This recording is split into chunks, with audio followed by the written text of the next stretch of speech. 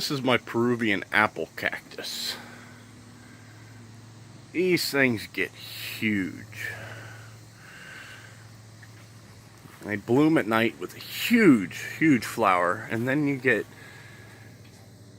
a nice fruit that's similar to dragon fruit. It's that little red thing up there. Generally speaking, this thing is completely covered in them this time of year, but most of them we've already picked and eaten, or a squirrel came by and got.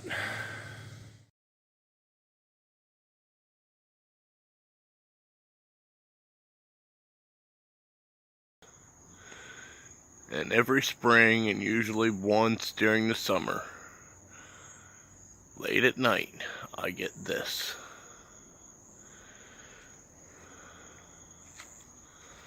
Give you a comparison so that you can see the true size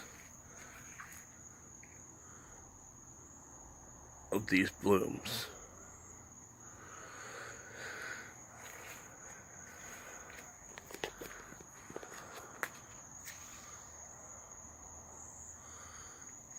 I'm waiting for this bloom. It's had the buds on it for a couple of weeks.